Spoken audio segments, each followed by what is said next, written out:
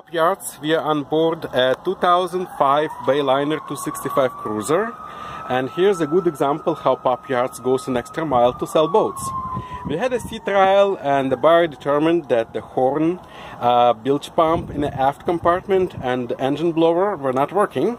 Acting as a trusted intermediary between buyer and seller, we negotiated that the buyer will accept the boat pending verification of repairs and the seller will repair the boat. So here I am verifying repairs. The horn is working. The engine blower is working. And the aft bilge pump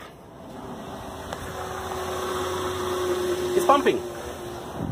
Last thing, the cabin door liner is back in place.